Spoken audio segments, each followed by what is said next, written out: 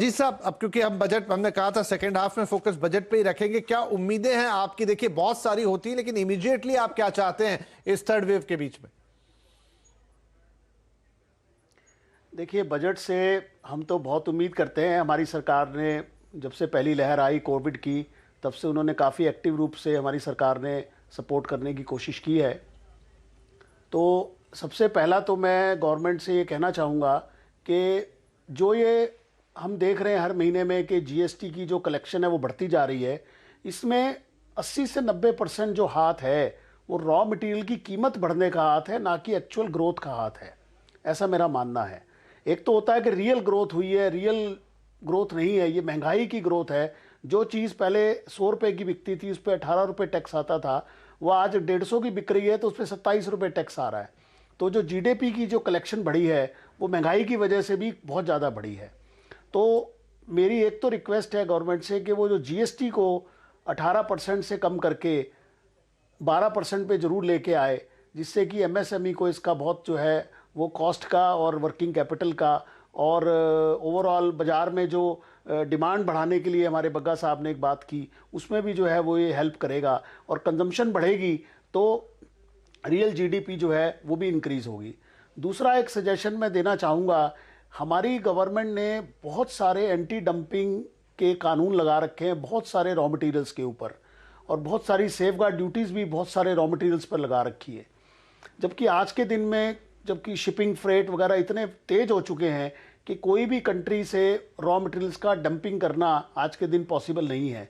तो मेरी रिक्वेस्ट है कि एंटी डंपिंग डिपार्टमेंट को एक बारी थोड़ा सा हमारी गवर्नमेंट शांत करे, और जितने भी रॉ मटेरियल्स हैं जिन पर की एंटी डंपिंग ड्यूटी लगी है उनको एक बारी विराम दे, ताकि एमएसएमई को रॉ मटेरियल जो है आज के दिन में बहुत महंगे रेटों पे माल लेना पड़ता है लोकल मार्केट से। लोकल जो बड़े बड़े फैक्ट्रीज़ हैं जिनमें दो दो तीन तीन फैक्ट्रियां हैं, सिर्फ उन्होंने इतने दाम बढ़ा दिए हैं। मैं आपको एग्जांपल दूंगा एल्युमिनियम फॉइल का।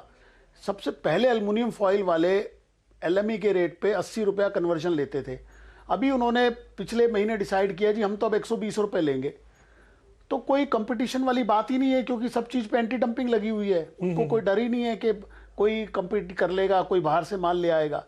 तो दूसरा जो गवर्नमेंट कर सकती है कि एंटी डंपिंग और उस पर जो रॉ मटेरियल्स के ऊपर जो इस तरीके के कई महंगाई जो चीज़ें लाती हैं उनको थोड़ा सा कंट्रोल करे, उससे भी थोड़ा एमएसएमई को हेल्प मिलेगी। राइट। और या जी जी, तो क्योंकि अब मेरा समय तेजी से निकलेगा यहाँ पर, विशाल कामत साहब, आपकी होटल इंडस्ट्री की क्या मांग है बजट से?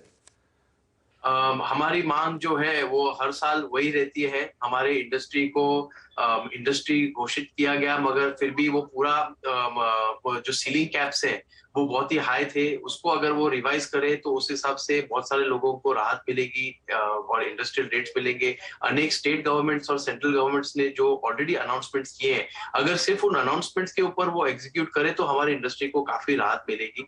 प्रॉब्लम वही है कि अनाउंसमेंट ज्यादा है और उस ग्राउंड रियलिटीज पे अलग हो जाता है। तो ये नए कुछ मांग नहीं है।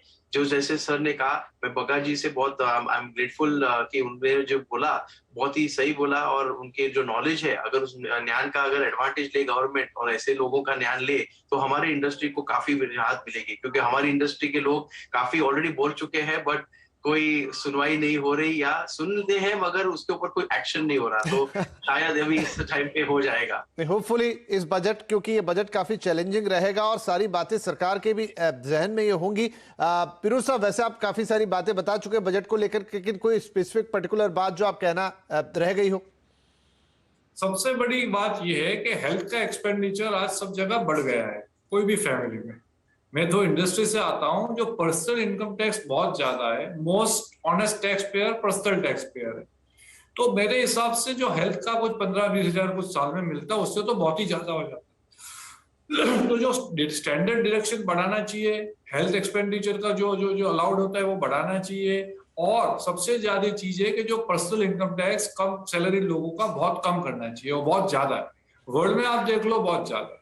तो मेरे हिसाब से ये इमीडिएट आना चाहिए। एजुकेशन, हेल्थ केयर, इसका डिडक्शन बहुत बढ़ना चाहिए। रही इंडस्ट्री की तरफ से, हमको इंडस्ट्री को सपोर्ट करना पड़ेगा इन्वेस्टमेंट के लिए, उसके लिए जो डेप्रिसिएशन अनाउंसमेंट डेप्रिसिएशन अलाउंस होता है कि डेप्रिसिएशन होता है, उसको बढ़ाने की जरूरत है।